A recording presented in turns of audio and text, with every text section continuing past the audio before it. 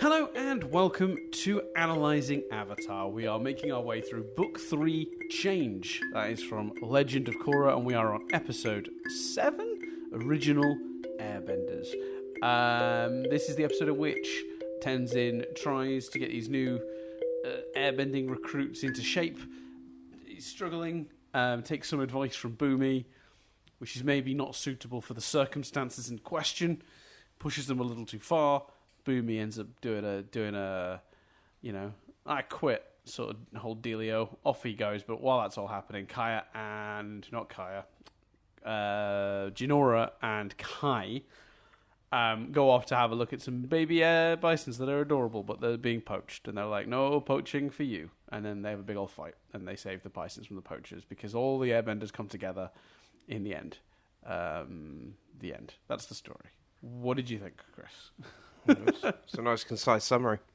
I enjoyed it. I think, we're almost at a point where I'm like, okay, let's do some Korra stuff. Because, 3 episodes in a row, we haven't done much Korra, but that's fine. There are some people looking to kidnap her, so I'm sure she's going to get a day in the sun, and I'm quite enjoying exploring the other worlds. I enjoyed the Airbender plot. I thought it was actually, again, the writing's just been brilliant this year. Like, it wasn't as stereotypical as that plot could have been. Like, when they're fighting and stuff, they could have all started Karate Kidding it and suddenly using their techniques and stuff. But just having that one bald guy like be able to sense the net and then go, hey guys, obviously you should consider going bald, which was very funny. Yeah. I thought it was, the whole thing was written less cheesier than it could have been. Mm-hmm. Less cheesier, Dan, let's be honest, than we probably would have done it. Yeah. Do you know what I mean? I'd have had like, we are the airbending, it was in us all along, like So yeah, I thought it was good that, again, it's the cleverness of the writing. They have the plot where the bisons are getting stolen, and they use that as an opportunity to criticize the Earth Queen and highlight again how much of a villain she is, and how she's stealing these bisons and is kind of behind this, or they're going to sell them to her because she's a bit of an arse. So again, just really continuing the last few weeks' themes, really, really clever writing, I think. Some fun stuff, some good action, and really a tight script. What did you think? Yeah, I really like this episode. It's a lot of fun. I think I like all the things you said you like about it, and I am good. I do have, I think, a criticism, but I'll start by clarifying that I really like this episode. This is a great episode. I love all of the things Chris just said about this episode, and add 5 other things that I might think of as we discuss this, 10 other things. So I don't want anyone to misunderstand this as like, I hated this episode. But I will say, I thought the character arcs of this episode, particularly Tenzin's, was a bit all over the place. It was not as clear as it has been in the past. It just felt somewhat muddled, and I think that a little bit affected Boomy too. And I guess to go into a bit of detail about what I mean by that, I think like Korra's advice to Tenzin versus what he does don't match is the first thing I would say. Like, physically, what he chooses to do doesn't match. He says engage with your brother rather than working against him, like get him on your side. What she doesn't mean is ask him for his advice, follow it to the T until you murder all of your air acolyte or your air recruits, And I think like his weird determination to stick to Boomy's approach in the face of it not working, to the point where Boomy bows out, just feels somewhat muddled. I don't know. It's hard. It's actually kind of hard to put my finger on what it is about it that doesn't quite work. I guess it's because there's no real conclusion at the end. Like while Tenzin apologizes, he never specifically says the lesson I've learned is I pushed them too hard and maybe I should have just let them. I mean, Pema seems to know that. She tells Tenzin that, but I guess we never really see Tenzin learning that. I don't know. Yeah, I don't know. Do you disagree? Do you agree? Am I barking up the wrong tree with that one?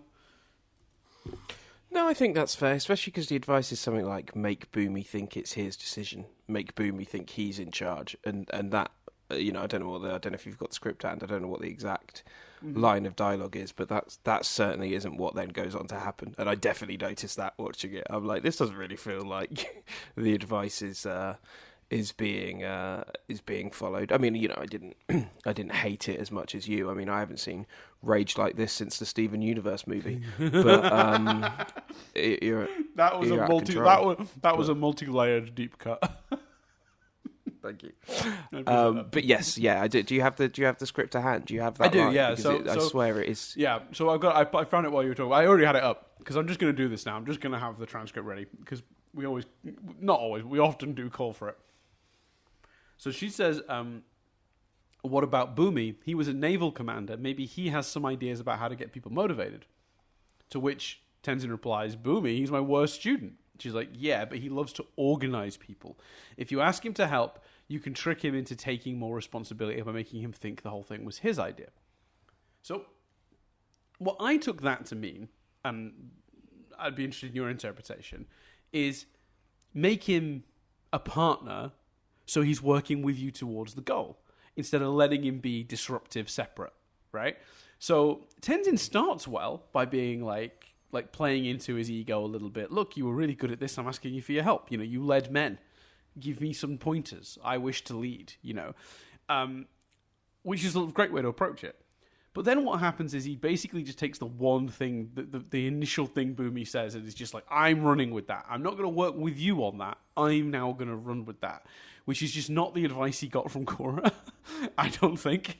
And then it's confusing from Boomy's perspective as well, because that's the advice he gave, and then he's mad about it being enacted. And I'm just like, but you told him to do that. Like, I don't know. I get it. I do know what they're going for, but it doesn't quite come together in a character perspective. I just think it's a little unclear where everyone's coming from. And I think, I'll be honest with you, in season 2, this would have stood out as a great episode. Here, because it's that time of the week, guys, for a little snidey little kick at season 2 while we're talking about season 3. But I think in season 3, when the writing quality has been so high, small bumps like that aren't big enough to actually hurt the episode stand out. Do you know what I mean? Because the writing quality has been so high, and everyone's at character arcs and motivations at all times have been so clear and easy to track, that getting slightly blurry across this episode, even for a couple minutes, was enough to make me go, "Oh, I noticed that." But I want to clarify, not really a problem. I mean, by the end, the thing Korra advised Tenzin to do, which is Boomy actually being the one to motivate them himself, use Boomy to motivate them, which is what Korra asked Tenzin to do. Is Tenzin deaf? Is that this plot? Are we going to have a reveal next week that Tenzin's just deaf and he misheard Korra? What he heard was ask Boomy his opinion and then do exactly what he says without question. I agree completely. I did like Boomy leading the charge. I liked the rawness of the Airbenders fight. Do you know what I mean? Yep. Yeah, but it's a great payoff. And seeing Tenzin learn that's what he should have done from the beginning, essentially, because it works. It's Boomy that does rally the troops. It's Boomy that does get them all motivated to go help. And they're like, shouldn't we get Master Tenzin? He's like, no, we not only do we got this, but he doesn't phrase it like that, obviously, but he's like, not only are we capable, but there's no time for him, and this will be our chance to prove ourselves and do what we've been training to do. And I don't know, I really enjoyed that. I thought that was a really good payoff. And as Chris pointed out earlier, my favorite element of this entire episode is the payoff to the bald thing, which is just an amazing double joke, because it's just the initial joke of Tenzin shaving his head and making it seem like everyone's going to have to do that. And then he's like, oh, well, of course, no, it's voluntary. And that guy's already had his head shaved. So good. Having your head shaved is a personal choice. Oh, it's so classic. It's great. That's one of my favourite moments in the whole series. It's great. Yeah. It's so good. It's so good. What did you think then of Kai and Jinora this week? Well, Kai in general, I'd be curious your thoughts on, but Kai and Jinora and their little trips out into the world. Kai continues to be a bit of a scoundrel, doesn't he? Like going, not really listening to her when she says don't disturb the baby bisons, and sort of pissing off the mum, and he's a bit of a law unto himself. I want to come back to that, but when you finish your overall point, I want to remind me not to forget to come back to that because I've got a specific thought on that. But go on. But I think he was, he showed good intentions. He kind of pushed Jinora a bit, and that led to a fight. But he did apologise for that after. Like, it was quite sweet. They had some quite sweet moments. I enjoyed it. I'm intrigued by your specific thought. I wondered watching this episode, and specifically him ignoring all of the advice about going near the bisons and then getting himself into a bit of a scrape. Did he seem quite early Aang-like? I got distinct vibes of young Aang just doing his own thing, sort of getting himself into young person trouble because he's not going to listen to the advice of the sensible adults who know what's going on. He's going to do whatever nonsense he thinks he wants to. I don't know, there was just something about that whole thing, and particularly because it was animal-related, it really evoked that for me, because obviously in the early days, Aang did a lot of shirking his responsibilities to go ride an elephant koi or, do some weird, sled on penguins or whatever the weird shit he was doing back in the day. So I don't know, there was something about it evoked that for me, that sort of playful, it's like good-natured ignoring of the rules. Does that make sense? I don't know.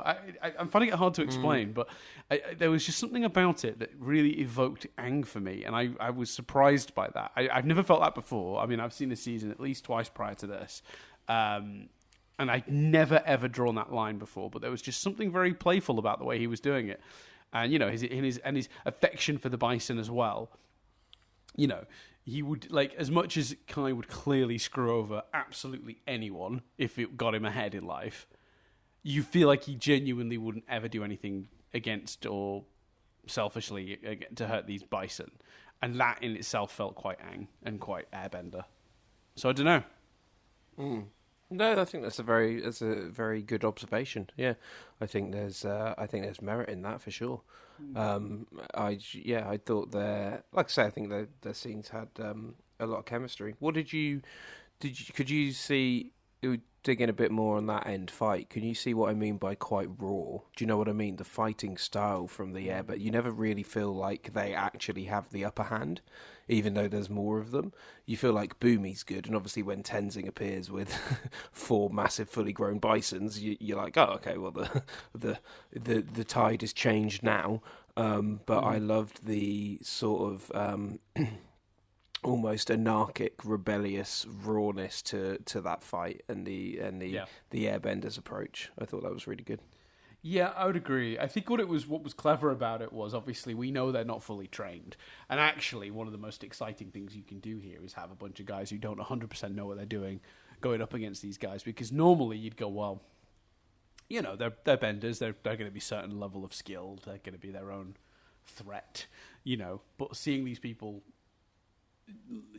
stand up for the thing that's right, but not immediately be like, well, they're just going to beat up they're just going to beat up these guys. It's not going to be a thing. Like, you genuinely feel that there is a tension to it, because that sort of chaos you're describing, I think, is like, because they're scrappy, because they're improvising, because they're not trained, you get to do something different with the fight, and I think that gave it a bit more tension as well, because they didn't seem anywhere near as capable. They were doing stuff that was like getting them caught out in the fight, and we were watching that happen, and that does really give it a lot of, well, as you said, it wasn't like a complete clean win, basically. And I think, seeing like Kai get knocked over, and then Jinora still gets captured, and they're still trying to drive off with her. The only bit any of them look even remotely competent is our bald character whose name I've forgotten. So yeah, I thought that was really good. And actually, the only members of this whole group that seemed competent were obviously the youngest, the ones that have been training, like Milo, who's been training for a long time and knows how to do it quite well. He's the only one that seemed remotely competent. But yeah, so it was a sort of scrappiness to the fight that I did like, and I think that comes with the storytelling. I think rather than they didn't just choose to arbitrarily make the fight like that. I think it comes with really obvious story reasons as well, which means it sort of blends and works really authentically. It's something very honest about it. It felt good. I really liked it. I think it's been really nice to see the starts of this new Airbenders, and I love this title, Original Airbenders, because you could look at that one of two ways. We were looking at the Bisons, who were the original Airbenders, or you could look at it as, well, these Airbenders have their own original style. These guys are not doing it the traditional way. They are forging very much their own path. You get the impression this new Air Nation will not be quite like the old, and it's actually evocative of modern day religions and churches having to make adjustments for modern day and losing certain traditions because they're outdated or because people don't want to do them anymore. Because the modern society won't do it. You see these things happening all the time, and I like the idea that we're going to see sort of an evolved version maybe of the Air Nation. They're not completely going to be going back to their old 100% monk-like ways, because society's moved on, and the kind of people that were airbending aren't going to want to necessarily give up all their worldly possessions to join. So there's going to have to be a sort of a meeting of those things down the line. A decision will have to be made about preserving the culture, but having an honest conversation about what parts aren't going to work if they wish to continue in the modern age. So yeah, I think this episode touches on a lot of that stuff lightly, but touches on a lot of that stuff. And then of course, and I think that's really quite funny as well. Go on. I think that's quite a good theme across the series, really. The Earth Kingdom needs to change. The metal city could potentially open its doors a bit more. That's we've got the spirit world changing Republic City. Obviously, we've not had that for 6 episodes, but we saw a bit of that this week. There were lots of just spirits floating around this week. I don't know if you noticed. Yeah. I wanted to talk to you about them. Yeah, I did like that. And actually, when I saw the spirits, I was like, "Oh, Dan's going to be like the spirits are back." And I liked Gennaro sending a message via them and stuff.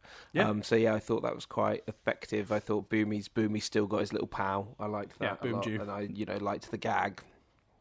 Like the gag of them, him playing with him at the beginning. I really enjoyed that. I love the way he talks to Boomju. I love the way they write the dialogue of him talking to Boomju. He's a disgruntled, they're like colleagues, and he's annoyed at him. He's like, I don't care what you think, Boomju. It's such a weird relationship Boomy has with that thing. I love it. It always entertains me, but it's so strange. And then someone says to him, do you understand what it says? He goes, I get the gist. Yes. So good. Roughly. What did you think? Because I really liked, one of my other favourite elements of this episode is Tamsin and his wife having a conversation. Yes.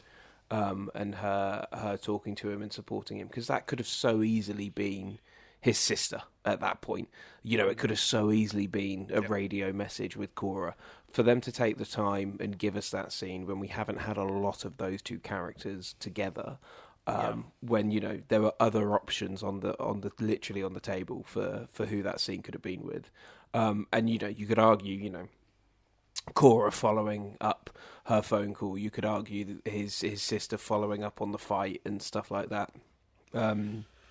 But the fact that they made the decision for it to be her, I thought was particularly powerful, and I thought that scene played out really well.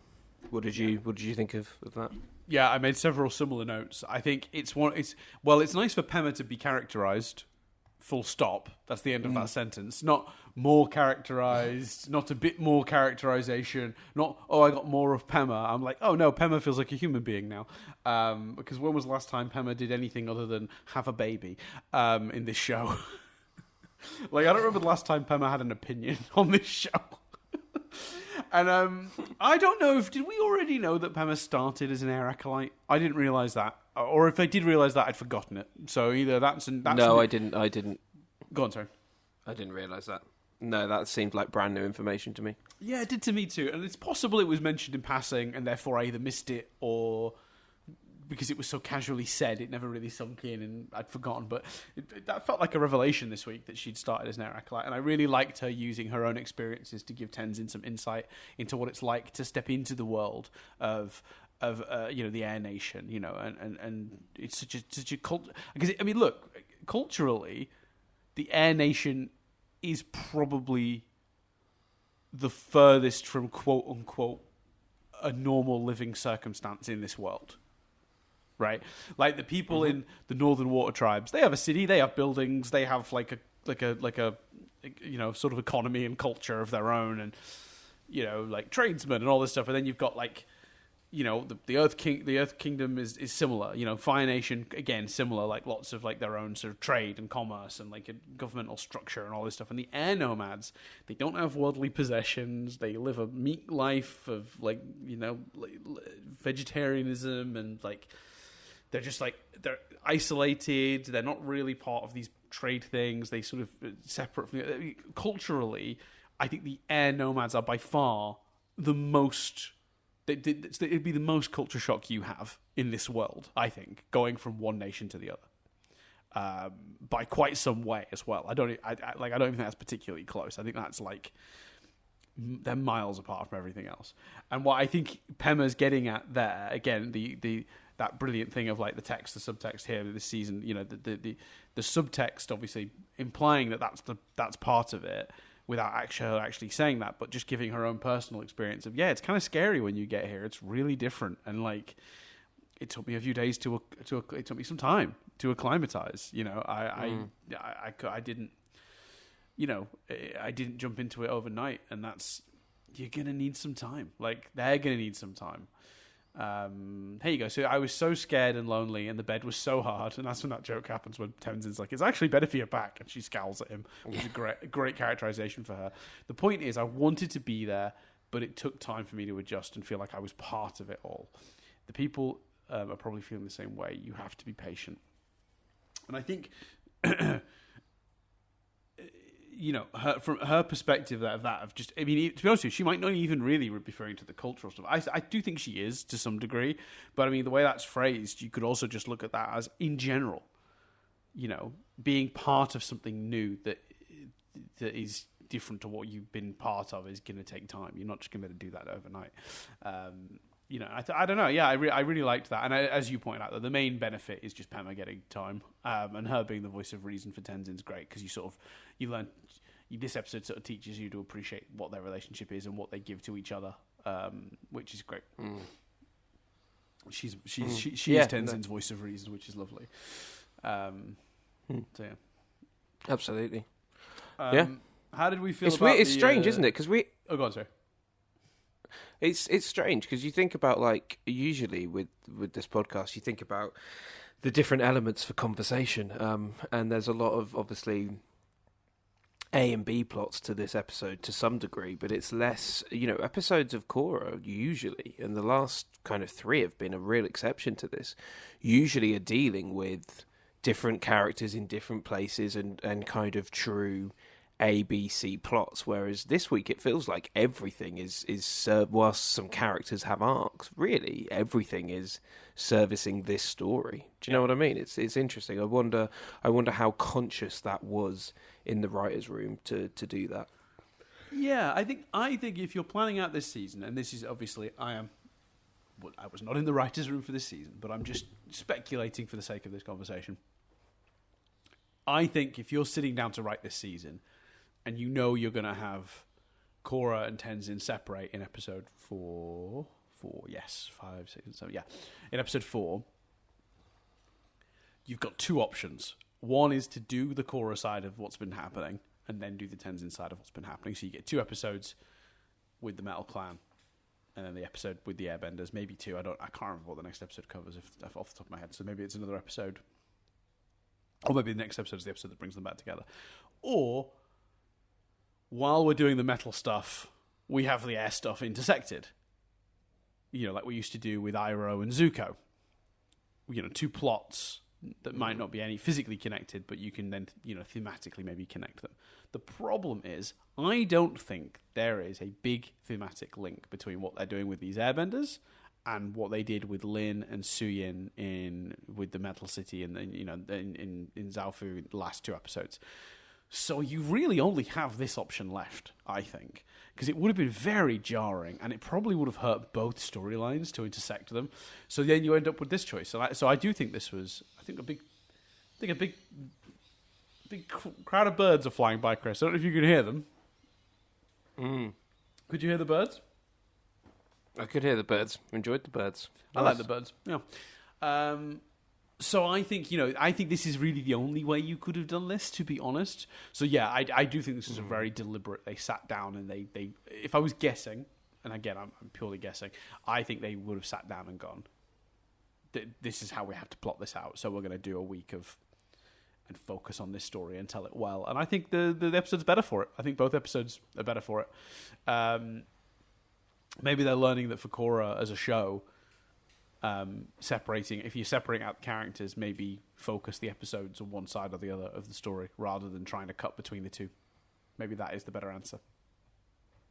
And it is undoubtedly working. We've really praised these last few episodes. So Yeah, I think so too. Let's have a look, because I'm sure there's more stuff to talk about. But this is the problem, though. With it being only one plot, I think there are less actual points to get into. But let's have a look. Just a tiny note, because I just thought this was delightful. I loved so much. I cannot tell you how happy it made me that one of the air acolytes got airbending. Because these people have dedicated their lives to a culture and a nation that no longer exists, right? The airbenders. The fact that one of them got to be an airbender has delighted me no end. And it also extends the pool of places this group have come from. Because we've got Kai, who just came from the Earth Kingdom in general. We've got the handful that were rescued from the Earth Queen. We've got Opal's on her way from the Metal City. We've got the couple that gathered in Republic City. You're starting to feel it. And then an air acolyte. Because they're bringing in more sources, it makes this group really... It does... Because we talked, didn't we, a little bit about like how it felt maybe a bit cheap that suddenly he has a whole group of people to teach because he rescued them all from the Earth Queen. But now he's got like 4 or 5 different locations of supply to people for him to be training. So the group has really extended in a really natural and interesting way. But it made me so happy. And it's a funny scene as well, that the air acolyte is like, I know the answers. And he's like, yeah, of course you know the answers. You already studied this. Can someone else answer? It's a great joke. Like, it's a funny moment. But it just made me happy. I just really love that. I think that's a great, great choice. Yeah, I enjoyed that too. I thought it was also just funny and like, so in a way it helps this vibe they're going for of these are really long lessons, they're quite boring, they're not engaging, doing the sort of stereotypical classroom stuff of having one guy be like, I know the answers is effective, I think. Yeah, it's like, shut up, Hermione. Yeah. That was purely 100%. I said that sentence to everyone who's playing the drinking game has to take a shot. I enjoyed it just because I'm now going to call that guy Hermione. I don't care what the character's name is. There was one moment I thought was really fun, not fun, like a really interesting line of dialogue. When we had that montage of the training, the really hard training that Tenzin was putting them through, which is a big chunk of this episode, and it's a lot of fun to watch. Both the different obstacles and things he's training them in, but also the stuff he's telling them. You're learning a lot about the Air Nation, I think, in many ways. Nothing like mind-meltingly revelationary, but like there is some interesting tidbits about the Air Nation across this episode. And there's a really brutal bit right at the end of that where Kai says, "This is as bad as the Earth Queen's prison," which I thought, shit, like. That's a lot. That is a hard thing to say. But I thought about it, and you know what? I think he's right. There's also more dramatic, like, there's someone literally going, when can we go home? There's someone literally saying that. Yeah, that's also really sad, isn't it? Yeah. Damn. It's dark, if nothing else. Yeah, and then someone else is like, when are we going to eat? And I'm like, yeah, your problem's the smallest problem of these problems. What do we think of the Bison Rustlers as villains of the week? It's tricky, this, because I liked that they linked it to the Earth Queen, and I liked that they... I liked that indication of the world's full of, bad guys and they're thugs, basically. And I thought their characterization was good. I thought they did a lot with them.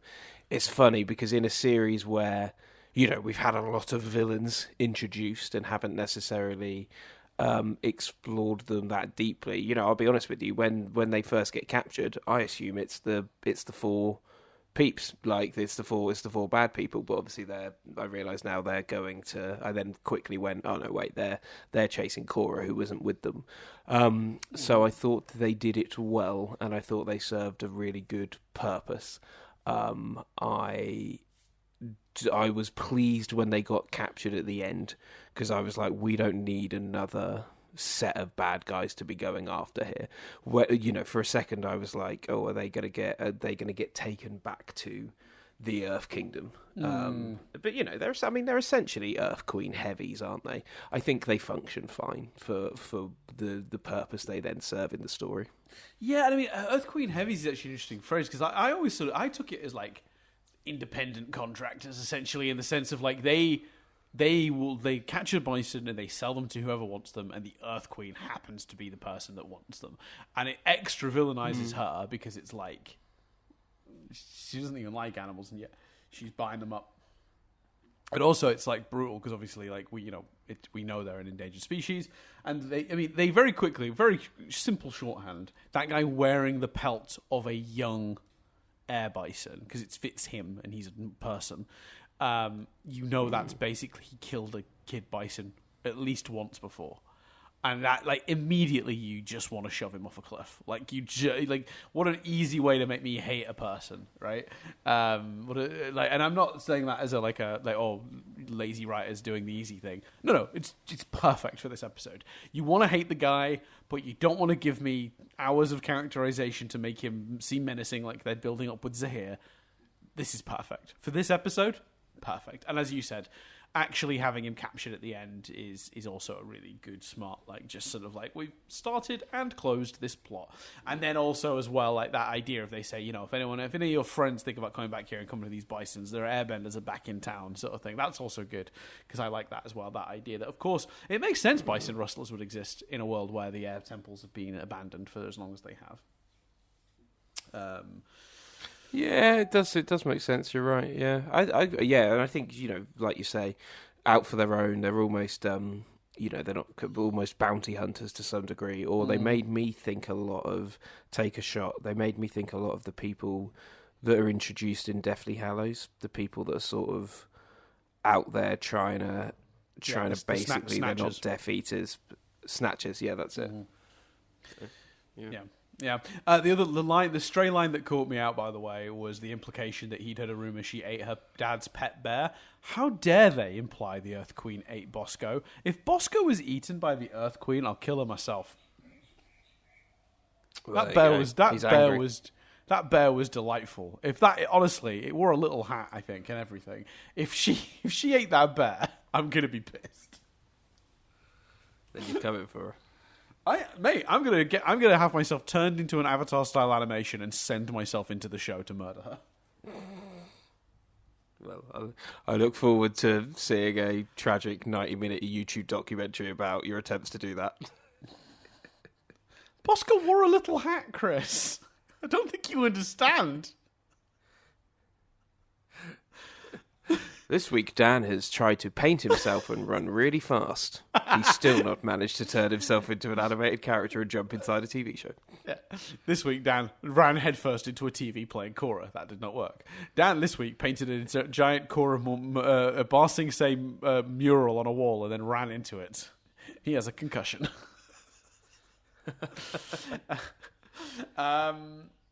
Yeah, so that was all good stuff. Let's see. We've done the... Oh, yeah. I don't know if we talked about it, but we kind of talked around it.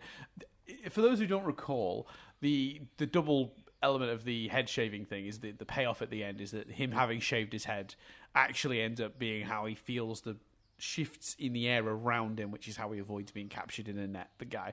And then he's all bragging about it. It's one of the best moments in the episode, in my opinion. It's great. I have 3 other very quick notes, very tiny one. No, 2 notes, and one thing I want to ask you if you had any thoughts. They don't really talk about it. We'll cover it. So, just a quote that I liked from this week was when Milo was given in the charge of the group, and he says, "Look to your left, look to your right. One of these people won't make it out of here alive." Yes. I enjoyed that, and I thought, I thought Dan will enjoy that.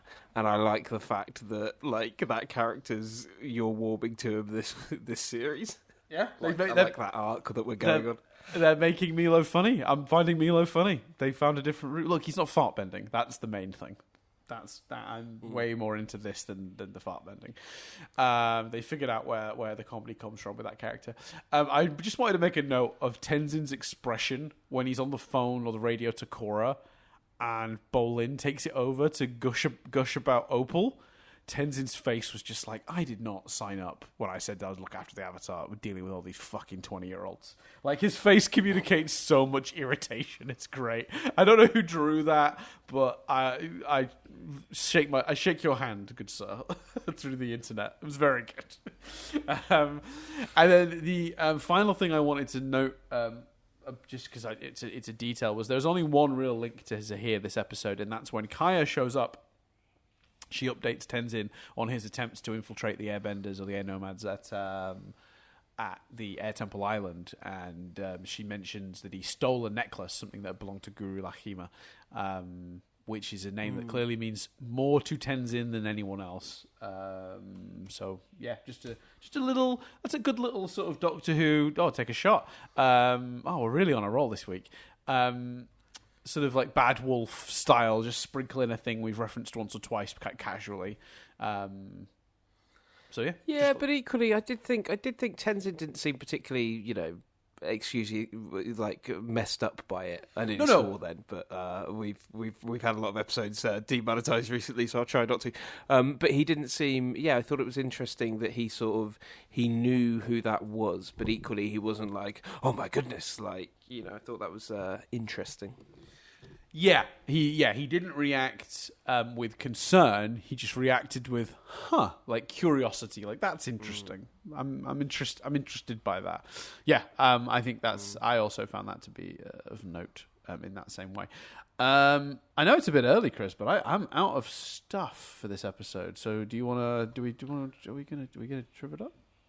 Yeah, like I say, I think it's just because it's all one very concise thing. I think that's all it is.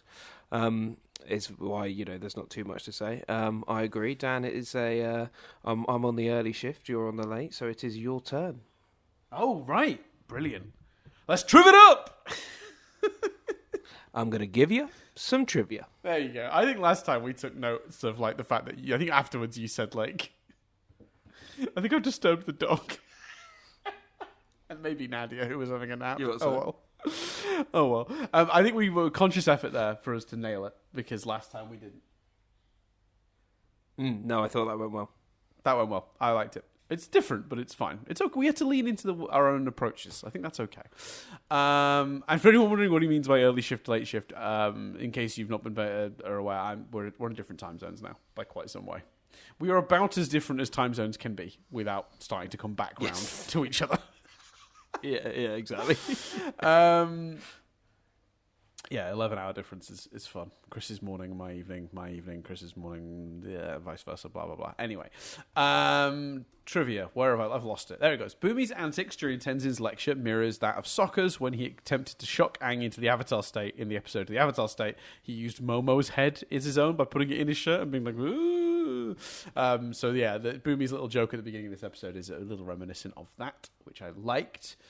Tenzin's obstacle course was apparently, and I don't know where this information comes from, and I may check the source on this, because Because, it seems unusual, but yeah, probable, I suppose. Tenz's obstacle course was based on the obstacles used in the American game show Wipeout. Are you suspicious of that? Yeah, no, that does. No, that does like big tall things, and they have to hop and jump. They have to hop and jump over different elements, and then there's people chucking watermelons at them. That absolutely sounds like Wipeout, doesn't it? Yeah, that makes sense. Oh, okay. Well, Mikey and Bri to the rescue. They said it in a commentary for this episode on Blu-ray. Mike, as in Michael DiMartino, the one of the creators, says, "Oh yeah, this is our little Wipeout tribute." And everyone sort of laughs and they all agree. And kind of the obstacle course craziness. There's a guy here at Nickelodeon who was like going to win Wipeout, and then the producers encouraged him to do like a funny dance right before he finished the last obstacle, and he fell. So then they just start talking about Wipeout. So like, yeah, clearly, okay, that's for real. Okay, fine. I doubted.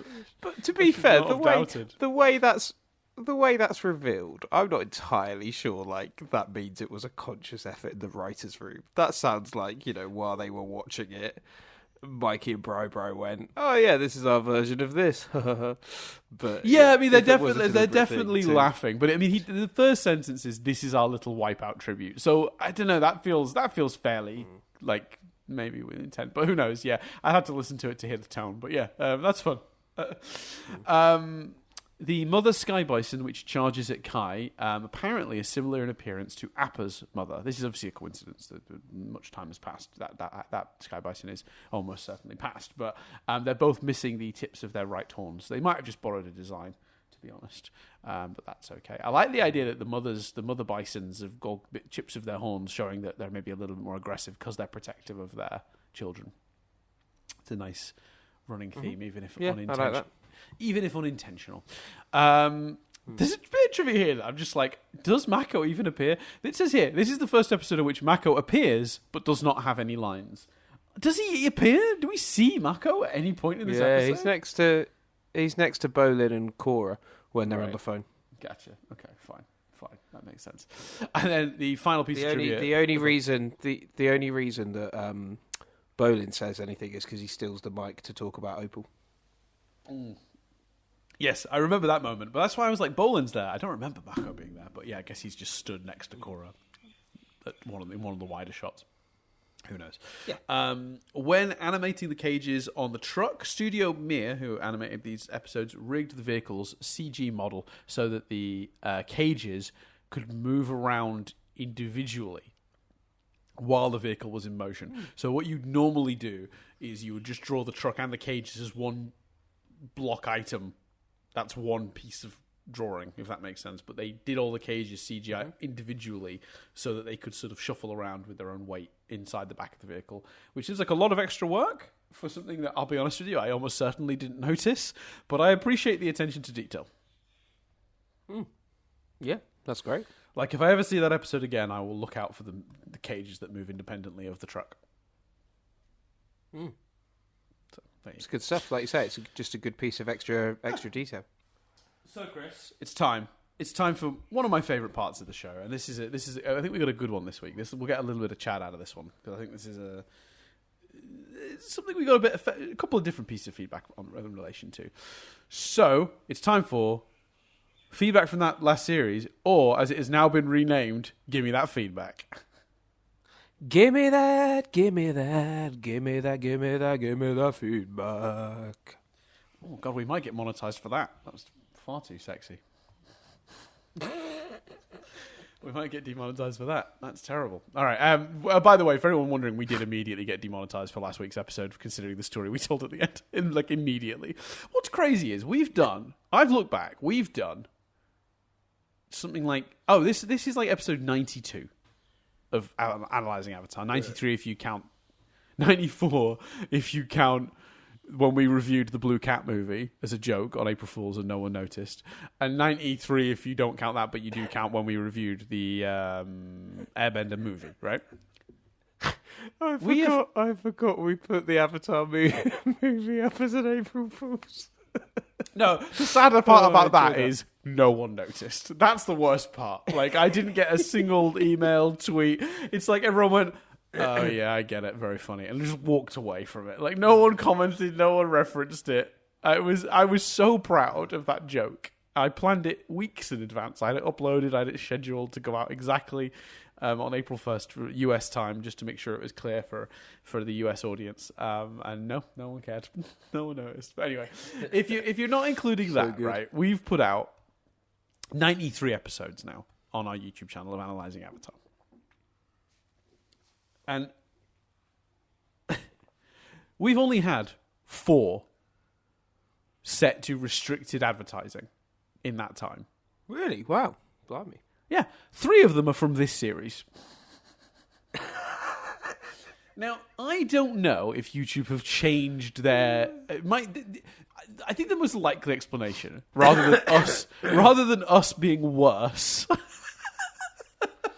I think the most likely explanation is YouTube have adjusted their algorithms or their systems for checking and have therefore been able to pick us up for stuff that we were getting away with previously. But still, brutal. Anyway, we make almost no money off the YouTube thing anyway, so it doesn't really matter. Pennies. It's fine.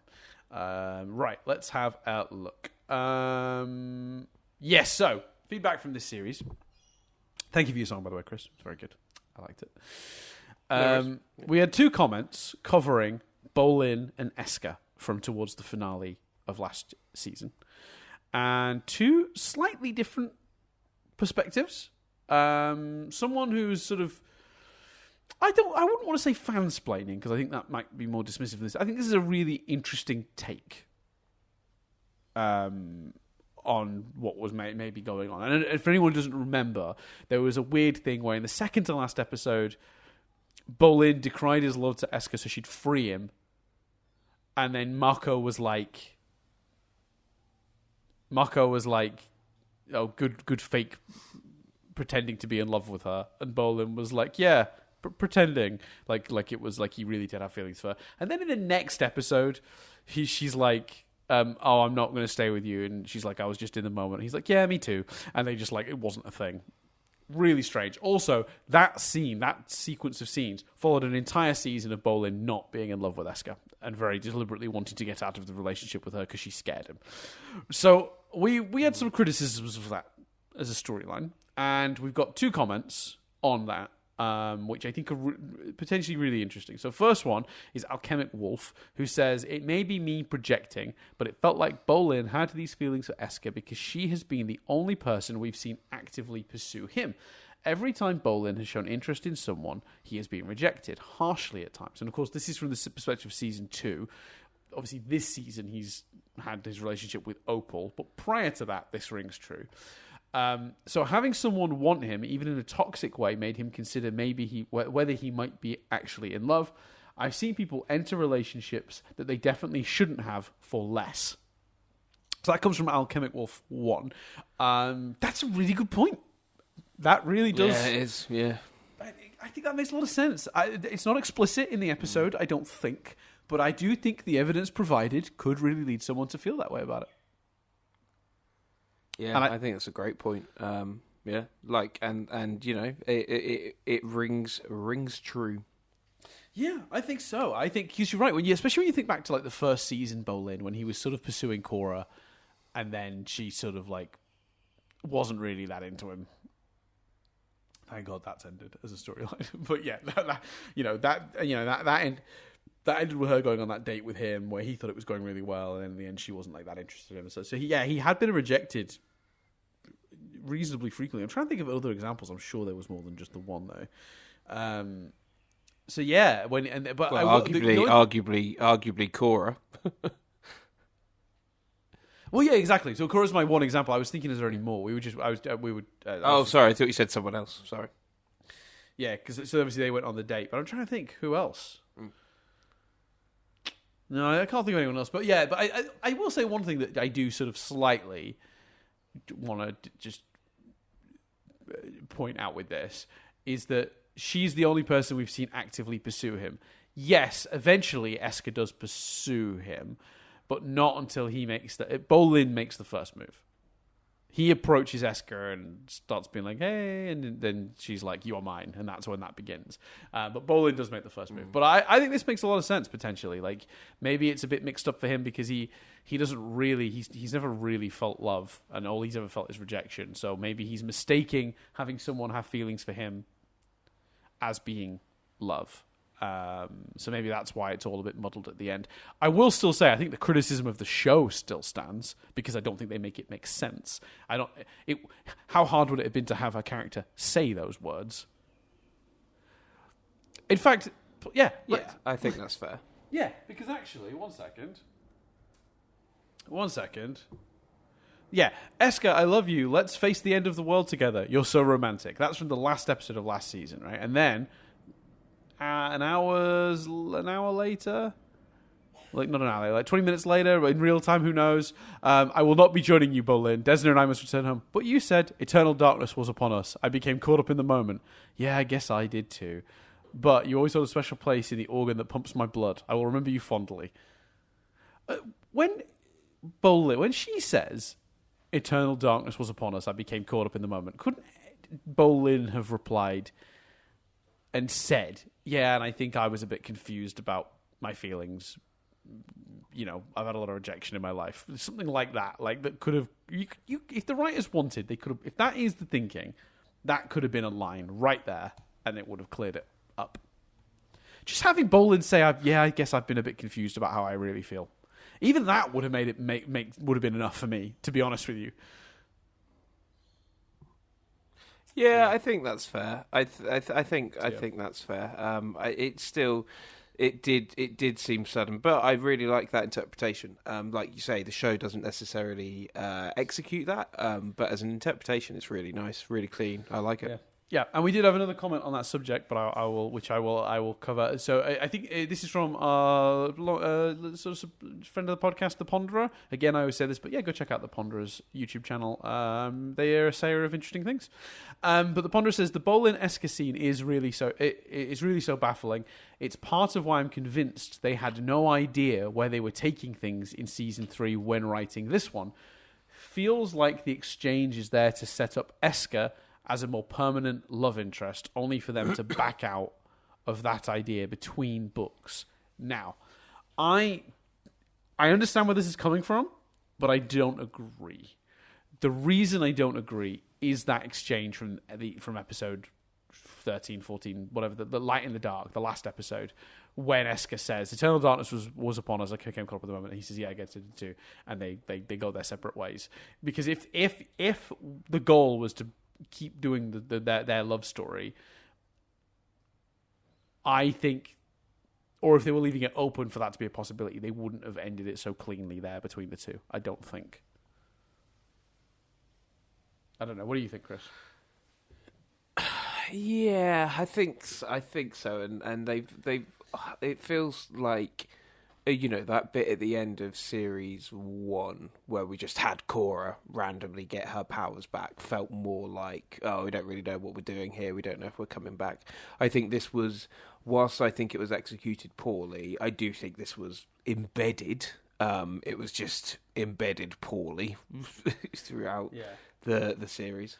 Yeah, and I guess what we're really, I suppose, what we're coming down to is, do we feel like that exchange in the end of Light in the Dark was a conclusion to a love story, or was it supposed to be laying the groundwork for it to continue?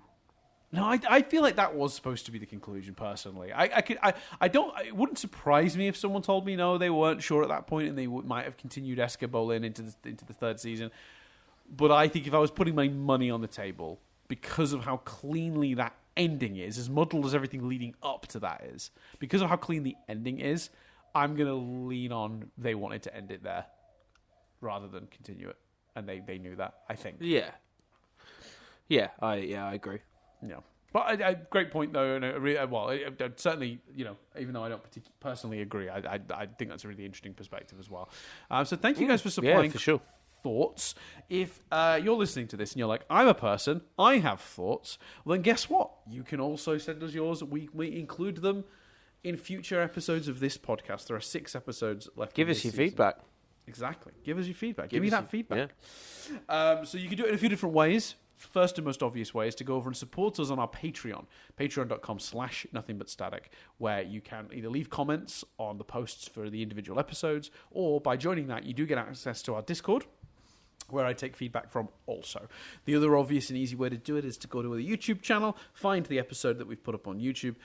They're not video versions, they're just like a still image with this audio for this podcast, but you can go there and comment below on that. You can also email us, mail@nothingbutstatic.co.uk. But did you know, Chris, that there is other benefits to joining the Patreon than just being part of our feedback? Did you know that? Are you aware? What? Tell me, Dan. No. I love bringing you into this because you always commit fully to the ad read.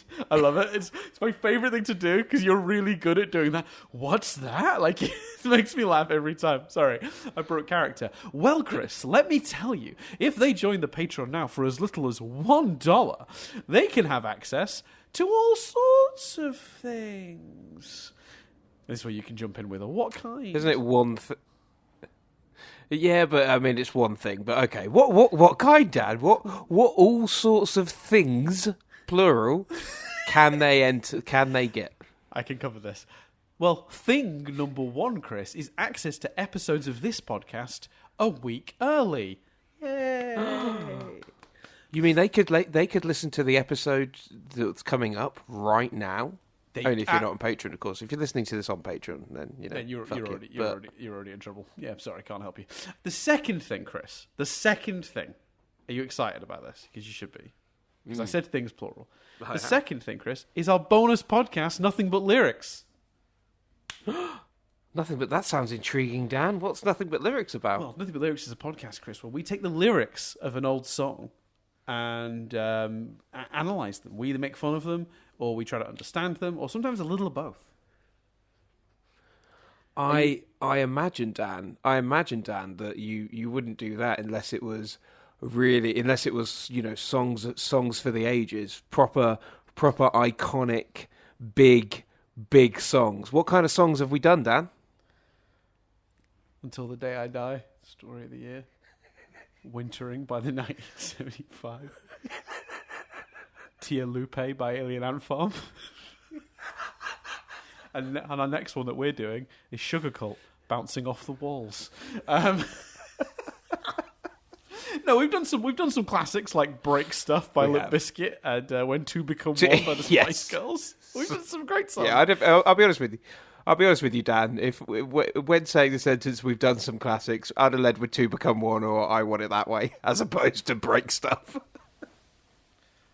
Break Stuff's a classic in my heart, Chris. It's a classic in my heart. Anyway, so yes, there are two things. I was correct to say things plural. We have two things that you get. 3 if you include the Patreon as well. Oh, man, I'm on fire. Anyway, so yeah, if you want to join us and support us on there, you can. But of course, that is not the only way to support what we do here on Nothing But Static. You can, of course, just support us by going to whatever platform you listen to this podcast on and reviewing it, liking it, starring it, whatever you want to do. Any interaction with anything on any platform helps massively. Of course, the other thing you could do is tell a friend. You got a friend who's into Avatar and might enjoy a podcast about Avatar. Well, then you can just go ahead and tell them about it, or don't. That's fine too. No one should feel obligated to do anything ever. It's true. Except for brushing your teeth. That's really important. You should feel obligated to do that. Yes, yeah, big impact of working from home. That during lockdown, I just kept forgetting to brush them in the morning, Dan. Yeah, it's hard, isn't it? Yeah, and during lockdown, I just about kept up with brushing, but I slacked on flossing, and then I slacked on going to the dentist, Chris, and I regretted that choice because I remember this. Yeah, about a month or two ago, I had basically a sample platter of every possible procedure the dentists can do. I had both a wisdom tooth extracted, a root canal, several fillings, all within the space of 2 weeks, 3 weeks. It was brutal. Absolutely brutal. Was there a moment where did they look at the chart and go, oh, you've not been to see us for a while, or was there a moment where they said to you, when was the last time you came to see us, and you had to be like, second one. second one. Yeah, because I went in for the checkup because I had a bit of soreness, and she was like checking the teeth and reading out like what she was like, oh, on this incisor there's a B42, and I'm like, is that bad? She's like, no, I'm reading out what I'm seeing, and my colleague is comparing that to your previous thing, so we'll spot if anything is different. That's what we're looking for. And I then knowing that, she went around the rest of the mouth, and I noticed a lot of typing, which made me think that that's a lot of things that are different. So yeah, go to the dentist. That's what you should feel obligated to do. Don't support this podcast. Go to the dentist. That's my advice, because you don't want to go through what I went through. It was not fun to have a wisdom tooth extracted and then immediately do a root canal 2 days later or whatever it was. It was fucking stupid. It was bad. I swore again. Damn it. But it was bad. Yeah. It was no good. Don't recommend it. Yeah, to clarify, for anyone not looking to go because they're worried about that specific scenario, Dan was leaving the country, so he did have to have it all in short, in short succession. There was that wasn't the dentist wasn't going, well, you've not been in a while, fuck it. Yeah, and I will say that literally zero of those procedures were uncomfortable or hurt. The recovery's not fun, but you can handle the recovery. The only bit I don't like, and this is just a personal thing, is I'm not great with needles. So getting the injections that do the anaesthetic, that was my least favourite part. Once that anaesthetic's in you, mate, nothing, whatever. I don't feel a thing. Just go for it. Like, I literally didn't care. My favourite was where it was the first time I went for one of the procedures. I got home, and like as the numbness started to wear off, I was like, "Is there something in my gum?" And I reached out and pulled out a huge wedge of like cotton wool, like a thing she'd put in to like keep my gum open. And when I went in for the next one, I was like, "Did you mean to leave that?" And she's like, "Oh, I'm always leaving those in." And I was like, Jesus.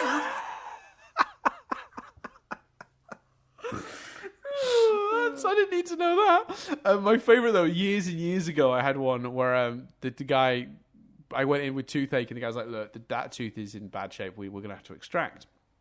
There are other options, but it's going to involve a lot of procedures and weeks of, and we might not even save the tooth. I think it's far enough gone that we just go for extraction. I'm like, no problem. He extracts the tooth, and as I'm leaving, he goes, I just love tooth extractions. I think it's my favourite thing I do. And I was like, wait a minute. We had a decision to make a minute ago, and I think I should have been entitled to know that you love tooth extractions before I took your advice, because I think that's relevant. It certainly sounds relevant in this case. Yeah. And then, get this, I went back this time, and it was a different dentist now. The dentist I did this time, she was lovely, she was great. And I said to the receptionist, I think I like this dentist a little bit more than the last guy. And I explained that story, and she went, I bet that was Daniel. And I was like, what? And she's like, yeah, he loved tooth extractions. It's all he did. And then she literally like rolled her eyes and looked at the person and was like, I bet it was Daniel. I was like, could you check? Was it this guy you're referring to? It was. She looked on my records, and the guy she thought it was exactly the guy. He must have told everyone how much he loves doing tooth extractions. The guy's a menace. Sorry, Dad. Could I just double check? Did you get your teeth checked in a sitcom, dentist? Honestly, this sounds like an episode of Dentists. Yeah, it's a fair point. That is a fair point. Anyway, that's enough of my dentist stories for this week. But oh god, I just all coming back to me. I just thought it was a whoosh of memories. But yeah, so no, that's great. That's great. Is Daniel still at the dentist then? No, he'd moved on. He's at a different dentist. Right.